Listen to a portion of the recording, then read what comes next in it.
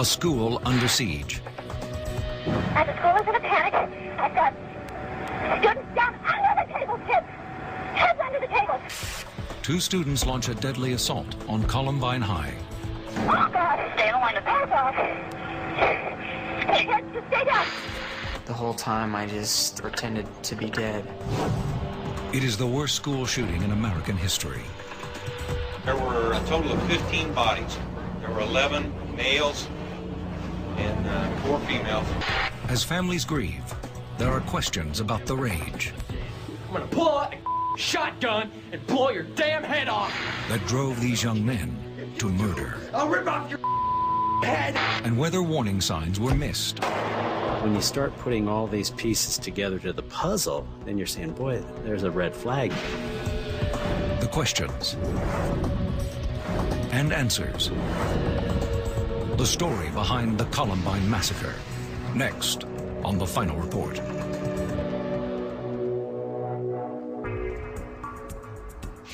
April 20th, 1999. Jefferson County, Colorado. 11:10 a.m. It is a typical morning at Columbine High. About 2,000 students attend school here, near the affluent Denver suburb of Littleton. 16-year-old sophomore Marjorie Lindholm is about to take a science test. It was an average morning. Everything was fine. I had a big test I was kind of nervous about, and I was supposed to kind of meet a boy that day who I had a crush on. Some students are headed for lunch. This footage from a camera that monitors lunchtime activities shows the cafeteria slowly filling up. Within minutes, there will be 500 people in this room. 11:14 a.m. No one notices when someone leaves 2 duffel bags on the floor of the cafeteria. 11:19 a.m. Outside the school's west entrance, 17-year-old Richard Castaldo is eating lunch with 17-year-old Rachel Scott. As they talk, a pipe bomb lands a few feet from where they sit.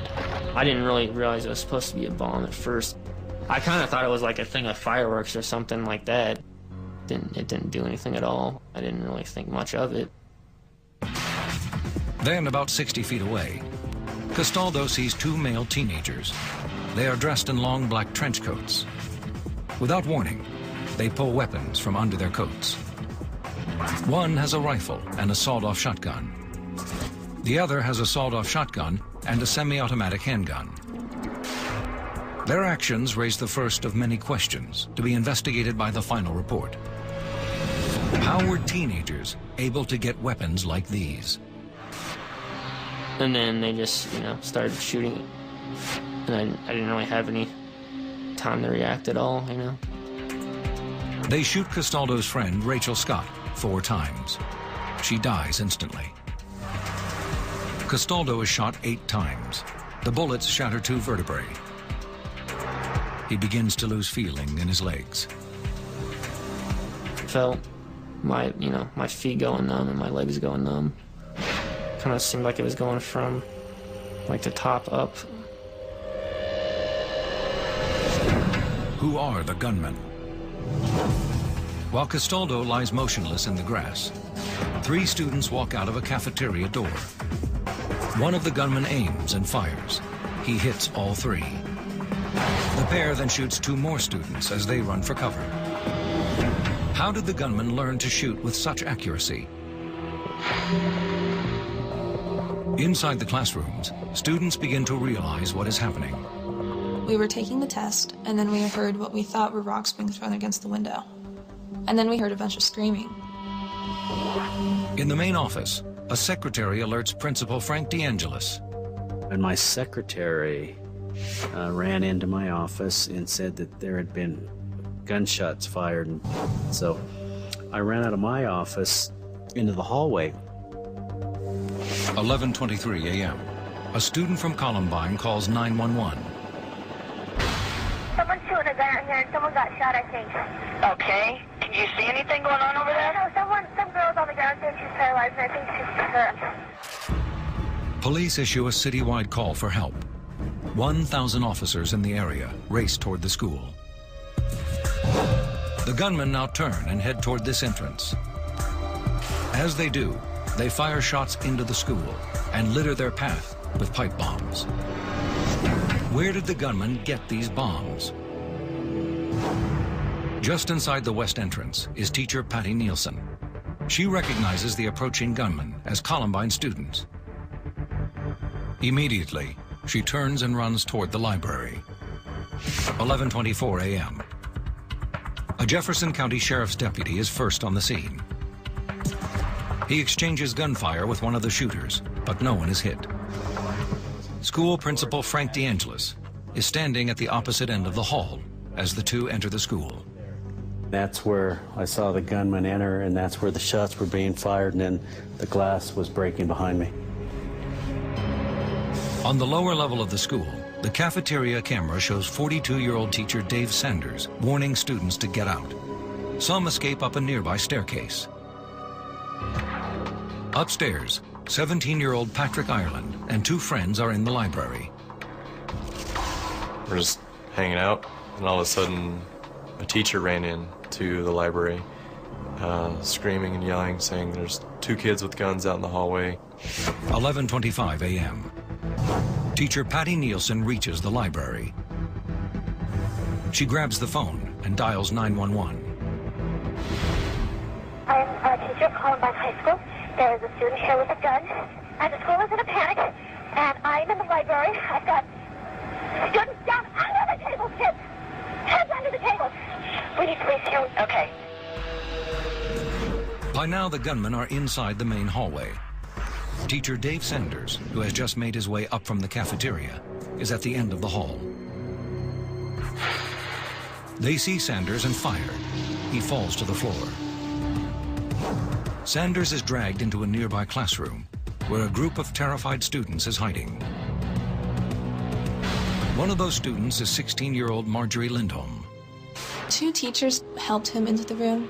He had one arm over each, and he half walked and half was dragged in, and he just kind of collapsed. He had been shot twice, and he had been bleeding very, very badly. 11:29 a.m. The gunmen enter the library.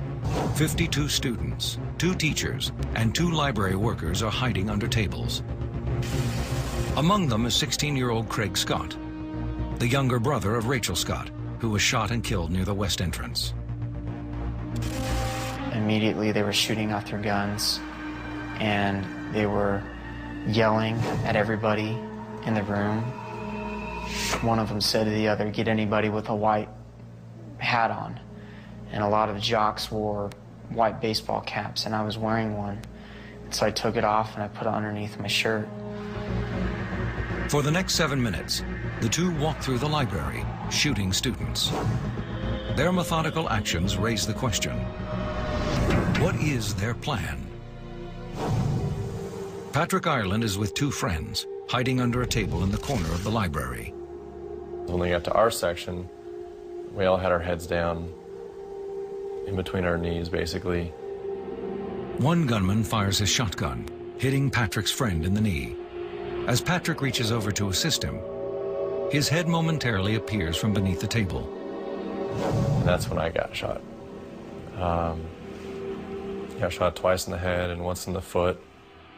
Patrick loses consciousness.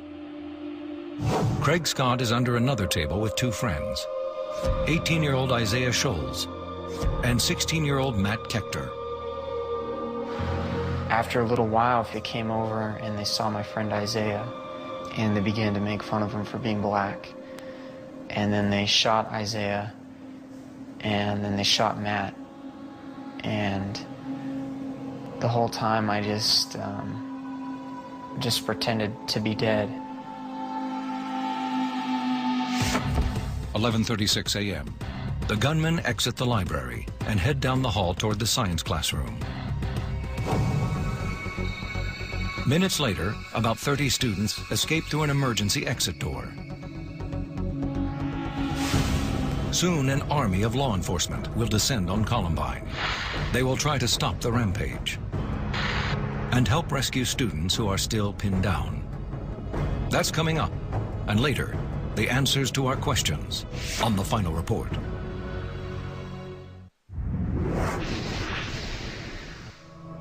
April 20th, 1999. 11:40 a.m. Police and emergency personnel from 5 counties are racing to Columbine High School. Jefferson County is getting shots fired at officers. 2 males in trench coats have shotguns and possible grenades. Among the responding officers is Dan Delmonico, a member of the Denver Police Department SWAT team. The information coming in over the radio is alarming. It was a military-type assault on the school, that they may have explosives and automatic weapons. As police arrive, the gunmen make their way to the cafeteria. 11:44 a.m. This video shows one gunman firing a weapon at the duffel bags he and his partner left earlier. Eventually, one ignites, starting a fire. The fire activates the sprinklers and a fire alarm a few minutes later. Students who had been hiding under tables now run for their lives. Outside, a student gives police an important piece of information. He recognized one of the shooters as a Columbine senior, 18-year-old Eric Harris. At the DA's office, a computer check reveals that Eric Harris has a police record. His file contains the name of 17-year-old Dylan Klebold, also a Columbine senior. The pair had been arrested for breaking into a van. I took one of my chief deputies and we got in my car and we drove to Columbine High School. And I actually went with identifying information for Eric Harris and Dylan Klebold. Students who escaped now confirm that Dylan is the second gunman. 12:02 p.m. Outside the school, police hear gunfire coming from the library. On the east side of the building, SWAT officers divide into teams. They plan to enter the school at various locations and move toward the gunfire. In an active shooter situation, you go to the noise, you go to the shooter, you neutralize them whatever way you have to, and it's over. 12:06 p.m. A SWAT team enters the east side of the building. Another SWAT team makes its way to the west side of the school. They move slowly, using a fire truck as a shield. 12:34 p.m. Outside near the west entrance, police rescue 17-year-old Richard Castaldo. Castaldo has been lying in the grass for more than an hour after being shot 8 times. And it just took me over to like a fire truck there too or something, I remember. I mean, I guess I knew I was okay then, you know, that I was actually gonna live at that point. 1:09 p.m. A SWAT team enters the school through a ground floor window near the cafeteria. We were standing in about a foot deep of water, and the noise of the fire alarm continuously going on. It was very loud. It was tough to communicate with the officers. Police find roughly 30 students hiding in the school kitchen. They rush the teens out the same ground floor window they'd entered. But police order the students to keep their hands on their heads. They frisk them before allowing them to leave. We'd gotten information that the suspects were changing clothes and trying to blend in with the students. That's why you see the kids with their hands on their head, because we don't know who we have. 1:45 p.m. In the science classroom, teacher Dave Sanders clings to life. Students post a sign in the window. Marjorie Lindholm can't believe help hasn't arrived. It's already been 2 hours. I wondered what was taking so long because the 911 operator made it sound like they were around the corner every time we asked where are they. Why does it take so long for help to arrive? As SWAT teams slowly move through the school, they find hundreds of students and teachers barricaded inside classrooms. As you moved into hallways, you would find locked doors. As we would breach these doors and enter these rooms, and you found people hiding. When we would come across them, it would take us a little bit of time to convince them that, no, we're not the bad guys, we're the cops. After being escorted to safety, many students reunite with their parents at a nearby elementary school. Students tell reporters about the horrifying moments when they came face to face with the shooters. Everyone around me got shot, and I begged him for 10 minutes not to shoot me. And he just put the gun in my face and started laughing, saying that it was all because people were mean to him last year. Did the gunman target specific students? 2:38 p.m. In the library, Junior Patrick Ireland regains consciousness after being shot twice in the head 3 hours earlier. I didn't know if they were still in the library or still in the school, or if there were more of them coming, but I knew I had to get out. Patrick tries to stand up, but he can't. My whole right side of my body was completely paralyzed. So I ended up rolling over onto my back and pushing myself with my good leg, my left leg, on the floor, weaving through tables and chairs, and ultimately getting over to the window. A SWAT team on the ground sees Patrick and moves in to help. Still bleeding profusely, Patrick plunges headfirst out a second-story library window and into the arms of police. 2:42 p.m. After securing nearly the entire school, police finally reach the science room, where students are waiting with teacher Dave Sanders, who was shot 3 hours earlier. Denver SWAT officer Dan Delmonico tells the final report getting there wasn't easy.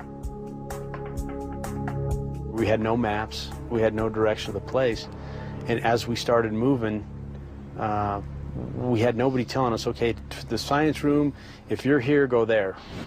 While SWAT officers wait for paramedics to be escorted into the building along a secured path, Sanders dies of his wounds. 3:22 p.m. Almost an hour later, police finally reach the library. Here, they make the most horrifying discovery of all. Denver officer Tom McKibben is among the first to arrive. You see a lot of gruesome deaths, but never, you know, in that magnitude. You'd see kids laying face down, some of them on top of each other, next to each other. Then, police find the bodies of Eric Harris and Dylan Klebold. There is no doubt they are the gunmen. They are fully armed, surrounded by guns and explosives. They died of self-inflicted gunshot wounds. Did they intend to commit suicide all along? The investigation and the answers to all our questions are next, when the final report continues.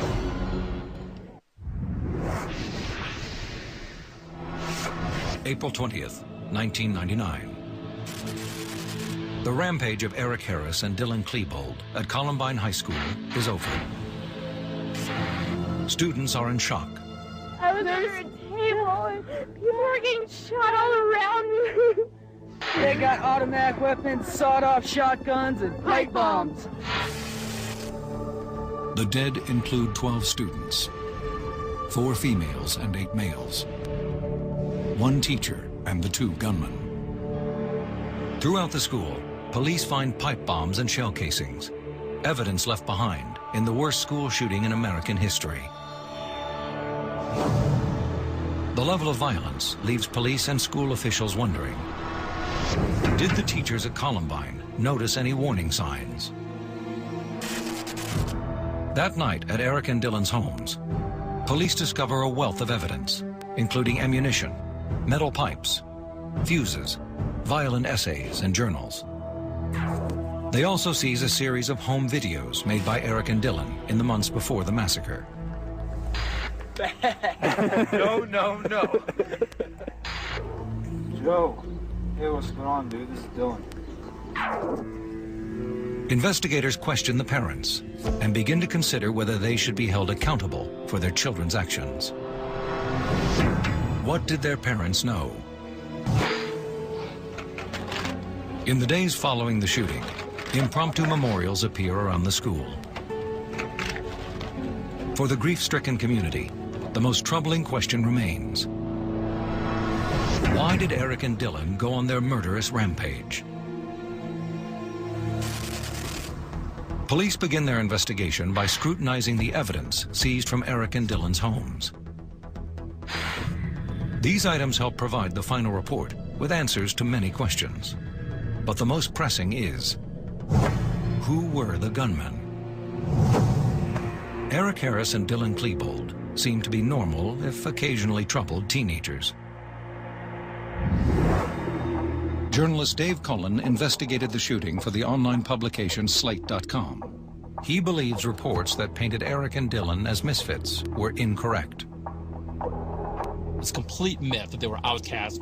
They had a huge group of friends. They went to Friday night rock and bowl. Dylan went to the prom. Eric had lots of dates.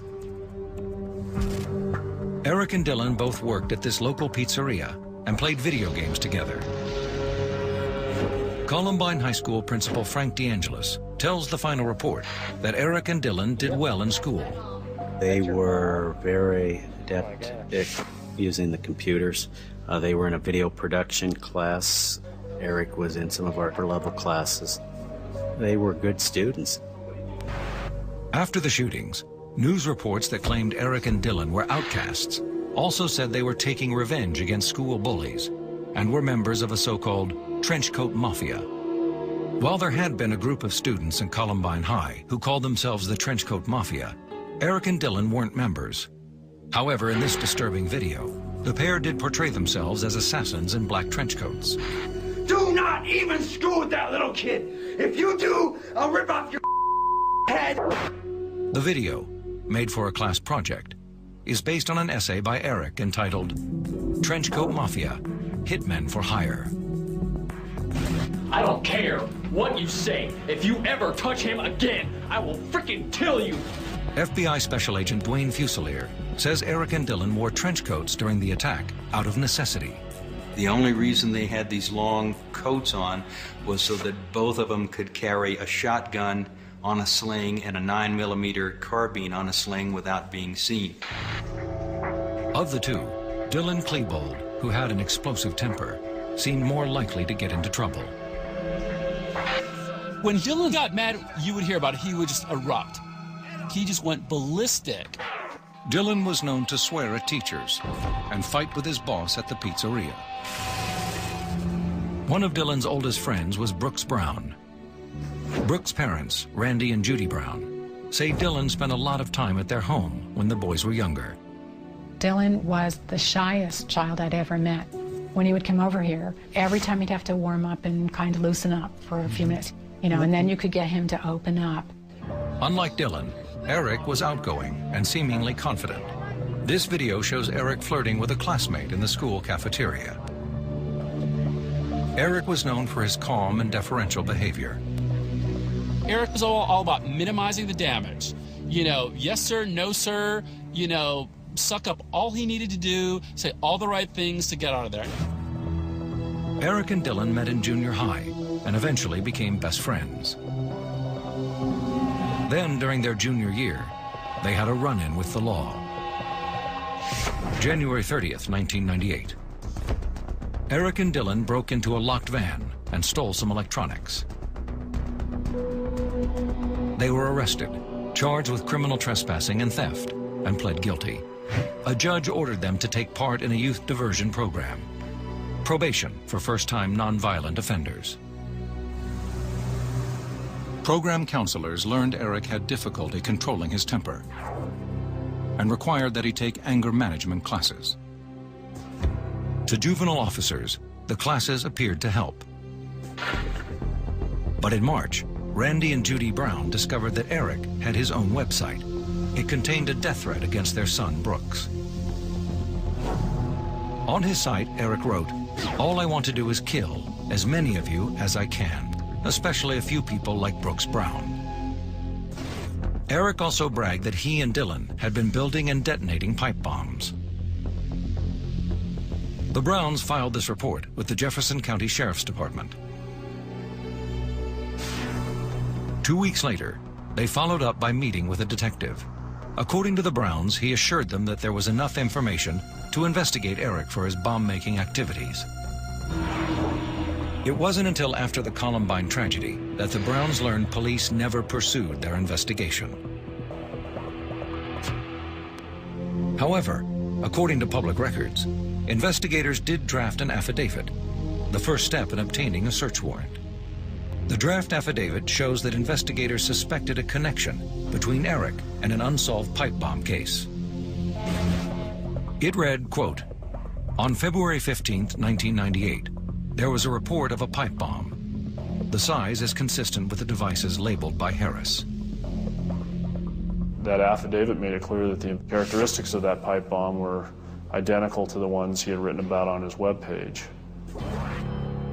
Reporter Kevin Vaughn believes that had police pursued the investigation and searched the Harris home, they might have found pipe bombs and early evidence of the plot.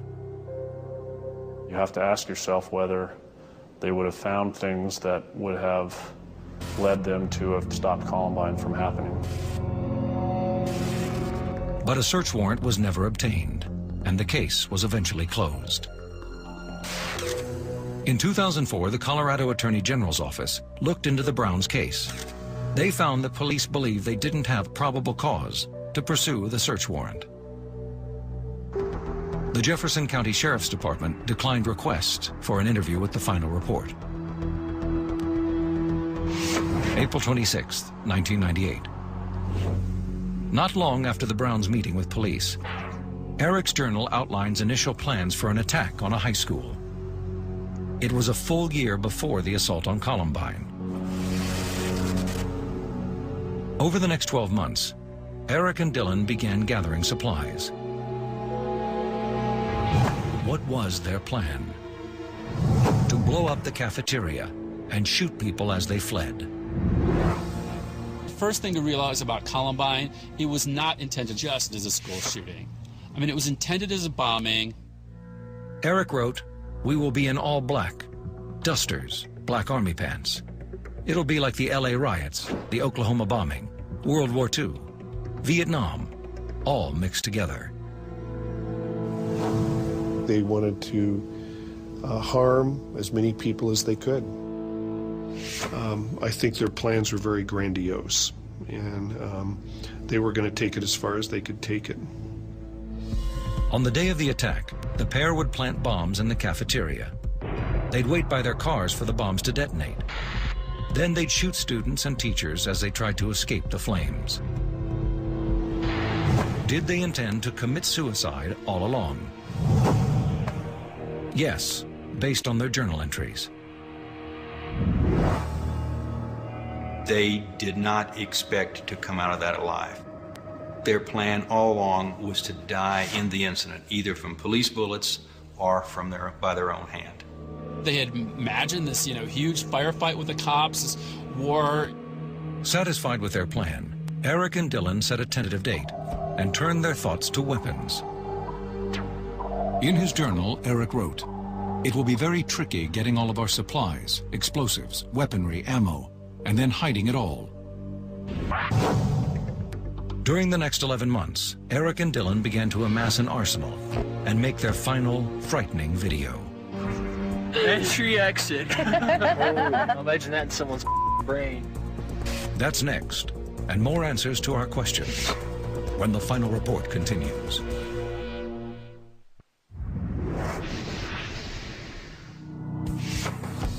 Fall 1998. Columbine High School students Eric Harris and Dylan Klebold are planning an assault on their school. They stockpile an arsenal of weapons that includes pipe bombs. Where did they get these bombs? The bombs were homemade. On a chart detailing their bomb-making efforts, Eric kept track of their progress. They made 23 bombs in the month of October. Investigators found that it wasn't hard for Eric and Dylan to make bombs.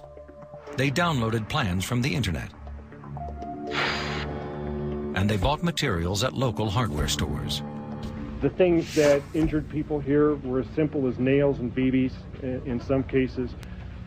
These things were made with propane tanks and stick matches and duct tape, and they're all household items. 5 months before the assault, Eric and Dylan tried to purchase guns at a gun show, like this one in Denver. They are denied because of their age. A frustrated Eric writes in his journal, "I have enough explosives to kill about 100 people.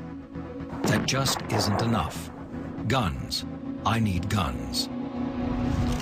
On the day of the killings, the two brandished sawed-off shotguns, a rifle, and a semi-automatic handgun. How were teenagers able to get weapons like these? Older friends, unaware of the plot, provided them to Eric and Dylan. One day after their unsuccessful attempt to buy weapons, Eric and Dylan try again. This time they recruit an unwitting accomplice from school, someone old enough to legally buy guns. They return to the same gun show, and their 18-year-old friend purchases shotguns. In his journal, Eric declares it a triumph. He writes, "It's all over now. This capped it off. The point of no return." 3 months before the assault, Eric and Dylan also enlist the help of co-worker Phil Duran. He introduces the pair to another man, Mark Maines, who sells them a semi-automatic pistol for $500. Duran and Maines were later convicted and served time for selling a gun to minors. Once Eric and Dylan have their weapons, they overcome their biggest obstacle. Now they keep a low profile, maintain a normal routine, and attend classes. Did the teachers at Columbine notice any warning signs? Yes. An English teacher became alarmed about an essay by Dylan. February 1999. 2 months after making their Hitman video that went unreported by school officials, Dylan submits an essay about a man in a trench coat who goes on a shooting spree. His teacher schedules an appointment to meet with Dylan's parents. In a note to Dylan, she wrote, "You are an excellent writer and storyteller, but I have some problems with this one." The teacher did contact the parents. Parents said they would address the issue, and it stopped after that.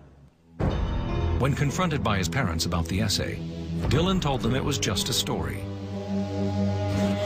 His teacher did not report any further problems. But Eric and Dylan used the school's television production equipment again to produce a disturbing home video. This footage, recovered from Eric's home hours after the attack, helps answer the question: how do they learn to shoot with such accuracy? They practiced at a shooting range. March 1999. 1 month before their rampage, Eric and Dylan went to a makeshift firing range in the mountains just outside of Denver. In the video, they hone their skills by firing at trees and bowling pins. They marvel at the destruction they can cause. Entry exit. Imagine that in someone's brain. Columbine principal Frank DeAngelis told the final report the video production teacher was unaware they had made this home video. In the following weeks, they build more bombs and finalize their plan. Then, after 12 months of preparation, they launched their assault on their target, Columbine High School. April 20th, 1999. In a 49-minute rampage, Eric and Dylan kill a dozen students, 1 teacher, and wound 24. After the attack, it was widely reported that the killers had a hit list of students. Did Eric and Dylan target specific students? No. Everyone was a target. Eric and Dylan expected their bombs to do most of the killing. When they didn't go off, the two fired indiscriminately. Everyone they shot was a target of opportunity. That person just happened to be literally where they were when they were shooting. One of those people who got in the way was teacher Dave Sanders, who died before he could be moved. Why did it take so long for help to arrive? SWAT teams had to secure the school room by room. When SWAT teams first entered the building, they moved toward the gunfire. But when the shooting stopped, they began a methodical room-by-room search for the gunman. When it goes quiet and it adds a whole different dynamic. Now we're dealing with a possible hostage situation. You couldn't just run through the building and run to the library. Police also found it difficult to navigate around the school. It wasn't just a school with a straight hallway with rooms on each side. Every room that you went into was a larger area that broke off into other areas. In the aftermath of this tragedy, questions arose about what the killer's parents knew in the months before the assault. I'm sure they spend many, many hours asking the question, what did we do wrong? That's next, and answers to the last of our questions, in the conclusion of The Final Report.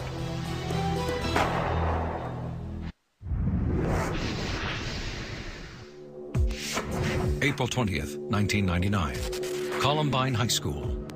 In a 49-minute rampage, Eric Harris and Dylan Klebold murdered 12 students, 1 teacher, and injured 24, before turning their guns on themselves.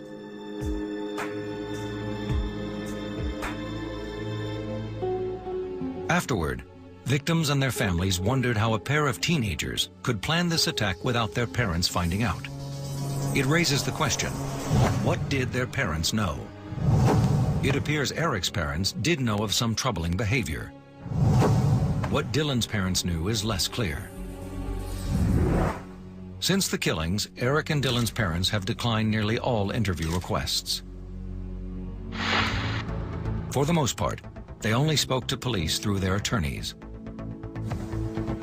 Through these communications, and from clues found in the evidence, it appears Eric's parents had observed some disturbing conduct.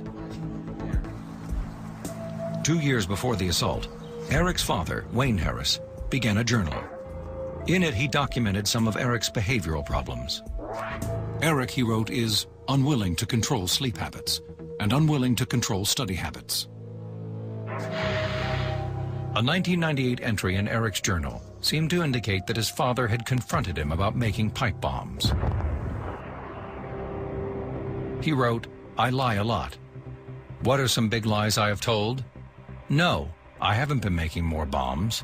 I wouldn't do that." Eric's skill at deceiving people, at hiding things, at hiding his own reactions, helped him cover it all up. After Eric and Dylan were arrested for breaking into a van and placed on probation, Eric was sent to a psychiatrist. His doctor prescribed an antidepressant, which is typically used to treat obsessive-compulsive disorder. According to Eric's parents, he took the medication regularly, but his pattern of lying continued. In May 1998, he wrote a letter of apology to the owner of the van he had broken into. He says, "I'm not just sorry I got caught. I'm sorry I did it, and I understand the difference." And at the same time that he's writing that, he's writing in his journal this rant saying, why shouldn't I have the right to break into a van of some mother effer who, leaves it out in the middle of nowhere? In February 1999, Eric completed the diversion program, probation for first-time nonviolent offenders. The diversion officer wrote a glowing report saying that, he's a bright, wonderful young man who great things were going to happen to him someday. This was about a month and a half before the massacre. As for Dylan's parents, less is known about their knowledge of their son's actions. After the shooting, Tom and Susan Klebold told police they hadn't noticed any recent unusual behavior, only that Dylan, quote, seemed a little sadder. In the final analysis, the most difficult question remains. Why did Eric and Dylan go on their murderous rampage? They wrote extensively about how they'd carry it out, but far less about why. Even so, their own words provide clues. It seems revenge for their January 1998 arrest played a role. When Eric entered the youth diversion program, he wrote of the arrest as the most traumatic thing that ever happened to him. It was in April of 1998. They went before the judge and were put into this program. And not coincidentally, I think, is April of '98 is when Eric starts his journal. And when he writes the opening line, "I hate the effing world," and really starts planning it. Later that month, in a note to Eric, Dylan also alluded to the arrest. Dylan wrote, "We, the gods, will have so much fun killing enemies, blowing up stuff, killing cops. My wrath for January's incident will be godlike." Clinical psychologist and the FBI's lead investigator, Dwayne Fusilier, analyzed the writings and videos left behind by Eric and Dylan. Eric, and by inclusion Dylan, were better than everyone else. Truly had a contempt for, in his own words, the entire human race. On this website, Eric described his fascination with Charles Darwin's theory of natural selection. He wrote, "Natural selection, damn, it's the best thing that ever happened to the earth, getting rid of all the stupid and weak organisms." Eric Harris talks in his journal about how he would like to put everybody in a super doom game and see, you know, whoever can fend for themselves and get out lives, whoever doesn't, doesn't. On the day of the shooting, Eric wore a white t-shirt with the words "Natural Selection" printed on the front. Dylan's black t-shirt said, "Wrath." Although their medical records remain sealed, there is evidence that the two suffered serious psychological problems.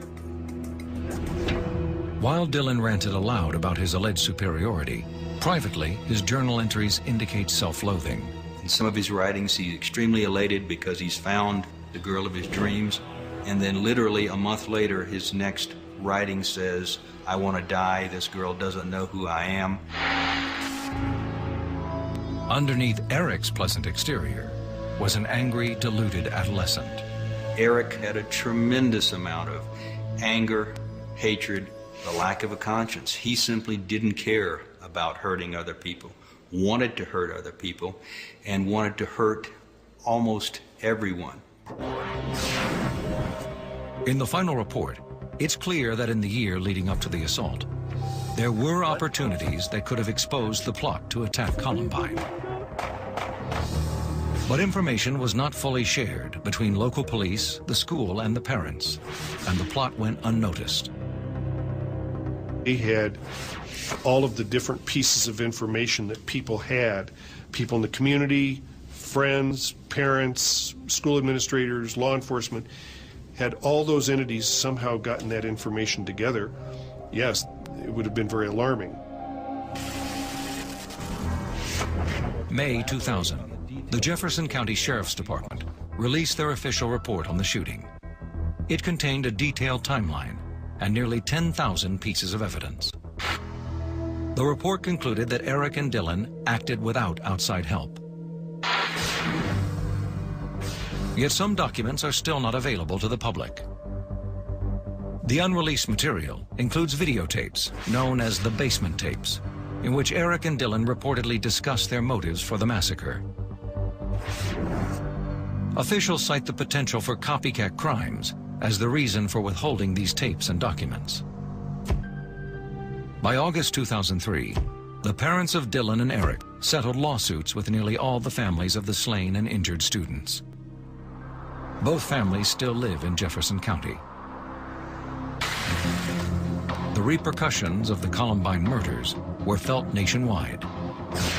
Since Columbine, more than $3 billion federal dollars have been allocated to improve school safety programs. Schools nationwide have adopted so-called zero-tolerance policies concerning weapons and violent behavior. They have also improved crisis response plans. Despite these programs, school-associated violence remains a problem. Between May 1999 and 2006, approximately 100 students were killed in school shootings across America. In 2006 alone, in 7 separate school shootings, 10 students were killed. Some survivors of Columbine made miraculous recoveries. Patrick Ireland, who was shot in the head twice, spent 7 months in rehabilitation. He made a nearly full recovery and graduated as valedictorian of the class of 2000.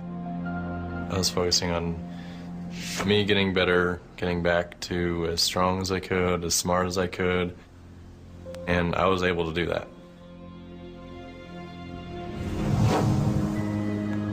Still, that horrifying day in April of 1999 has left an indelible mark on those who experienced the massacre firsthand, and on the psyche of the American public, where the word Columbine is synonymous with school violence. For many, the effort to curb the violence needs to be focused on identifying and addressing the cause of these crimes perpetrated by those so young.